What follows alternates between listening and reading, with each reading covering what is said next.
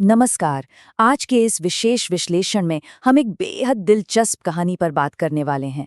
एक ऐसी कहानी जो हमें घोर निराशा के अंधकार से निकालकर अपनी चरम शक्तियों को पहचानने के प्रकाश तक ले जाती है। असल में ना, ये सिर्फ एक प्राचीन कथा नहीं है, बल्कि हमारे ही भीतर छिपी उस ताकत की कहानी है जिसे हम अक्सर भूल जाया करते हैं। तो चलिए सीधे मुद्दे पर आते हैं।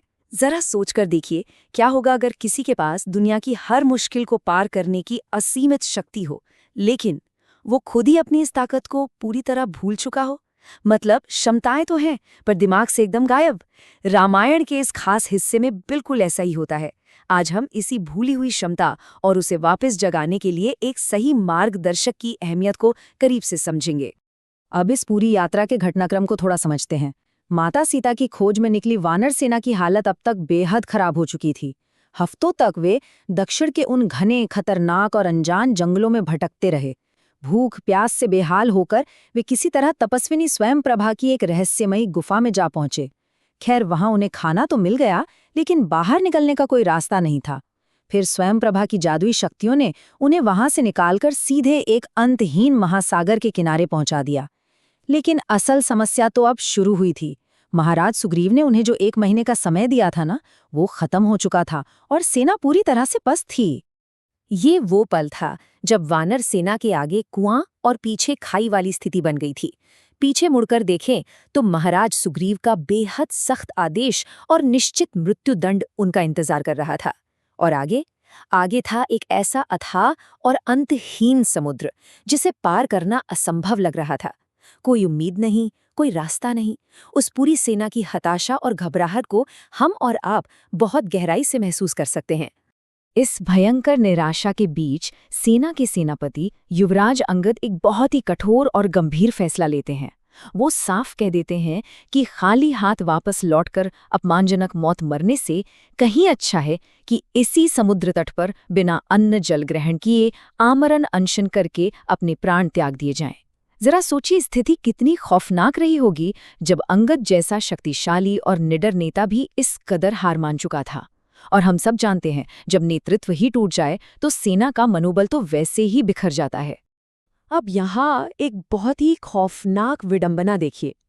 एक तरफ हमारे वानर वीर हैं जो पूरी तरह हार मानकर अपनी मौत का इंतजार कर रहे हैं, और ठीक उसी समय उनके ठीक ऊपर पहाड़ पर बैठा एक विशाल और भूखा गिद्ध संपाति खुशी से झूम रहा है। मतलब संपाति के लिए तो वानरों का ये अनशन एक शानदार दावत की तरह था। जो स्थिति वानरों के लिए जीवन का अंत थी, वही उस गिद्ध के लिए छप्पर फाड़कर मिली एक दावत बन गई थी। लेकिन तभी कहानी एकदम पलट जाती है। मौत का इंतजार करते वानर आपस में बातें करने लगते हैं और महान जटायु की वीरता को याद करते हैं।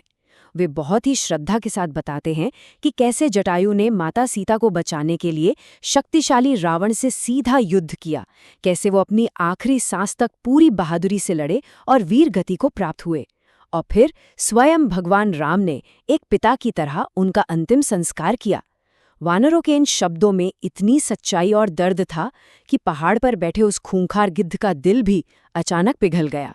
वानरों की बातें सुनकर संपाति फूट फूट कर रोने लगता है और कहता है, मैं तो शायद ये हृदय विदारक समाचार सुनने के लिए ही जिंदा था।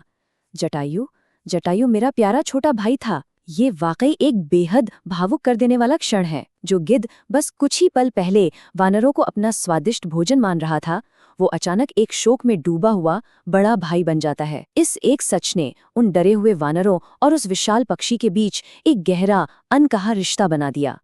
संपाति फिर अपने अतीत की कहानी सुनाता है।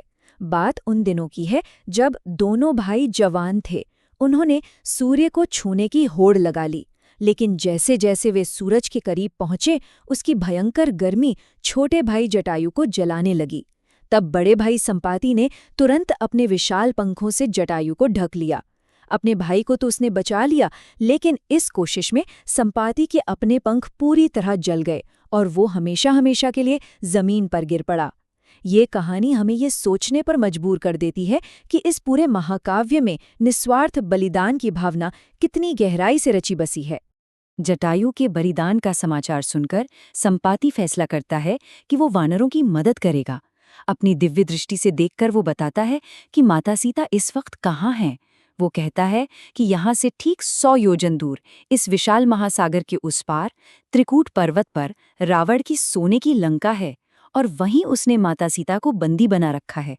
100 योजन मतलब उस जमाने में ये एक ऐसी अकल्पनीय दूरी थी जिसे पार करना नामुमकिन माना जाता था। अब लक्ष्य तो बिल्कुल साफ था, लेकिन वहां तक पहुंचने का रास्ता बेहद खौफनाक था। और यहीं आकर ये पूरा विश्लेषण अपने सबसे बड़े सवाल पर खड़ा हो जाता है।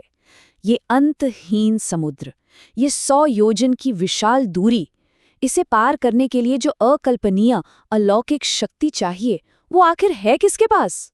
पूरी वानर सेना में हलचल मच जाती है। तनाव अपने चरम पर है क्योंकि समय खत्म हो रहा है और उन्हें हर हाल में इसका कोई न कोई समाधान तो खोजना ही था। तो आइए एक नज़र सेना की क्षमताओं पर डालते हैं। जो साधारण सैनिक थे वे तो इस अपार दूरी के सामने पूरी तरह से लाचार थे। युवराज अंगद का कहना था कि वो लंका तक तो जा सकते हैं, लेकिन वापस लौटने की ऊर्जा उनमें बचेगी या नहीं, इस पर उन्हें शक है। सबसे बुजुर्ग और अनुभवी जामवंत जी बताते हैं कि जब वे जवान थे तो पूरी पृथ्वी नाप सकते थे, लेकिन अब बुढ़ापे के कारण उनका शरीर इस काम के लिए सक्षम नहीं है। आप देख रहे हैं, एक एक करके सारे विकल्प खत्म हो रहे थे और उम्मीद की किरण बुझती जा रही थी। लेकिन अब जरा ध्यान दीजिए, इस पूरी अराजकता, घबराहट और कौन जाएगा कौन नहीं वाली हताश घटनाओं के बीच एक बात सबसे दिलचस्प है। एक व्यक्तित्व ऐसा है जो इस सबसे बिल्कुल अलग, एकदम चुपचाप खड़ा है, बिना किसी चिंता के, बिना कोई प्रतिक्रिया दिए। वो बस मौन है। ये वाकई बहुत हैरान करने वाला दृश्य है। पूरी वानर सेना के सबसे शक्तिशाली योद्धा, साक्षात पवन पुत्र हनुमान, इतने बड़े संकट के सामने एकदम शांत क्यों खड़े हैं? जरा सोचकर देखिए, जब किसी इंसान के पास सबसे अधिक क्षमता हो फिर भी वो खुद को पीछे खींच ले, ऐसा क्यों होता है?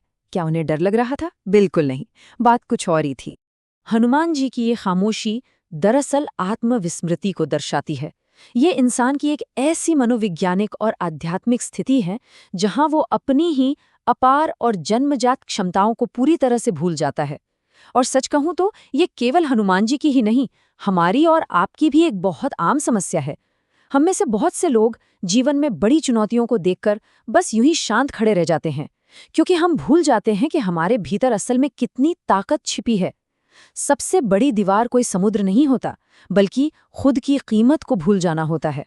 और ठीक इसी मोड़ पर एंट्री होती है एक सच्चे मार्गदर्शक की। जामवंत जी आगे आते हैं और पूरे जोश के साथ हनुमान जी से कहते हैं, तुम साक्षात भगवान शिव के 11वें रुद्र हो, पवनदेव के पुत्र हो, तुम इस तरह शांत क्यों खड़े हो?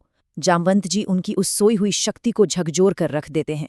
वो एक ऐसा आईना बन जाते हैं जो हनुमान जी को उनका असली शक्तिशाली अक्स दिखाता है। लेकिन यहाँ सवाल उठता है कि हनुमान जी अपनी शक्तियाँ भूले ही क्यों थे? तो बात कुछ ऐसी है कि बचपन में हनुमान जी बहुत ही नटखट थे। वे अपनी अपार शक्तियों का इस्तेमाल करके खेल खेल में तपस्या कर रहे बड़े बड़े ऋषियों का ध्यान भंग कर दिया करते थे।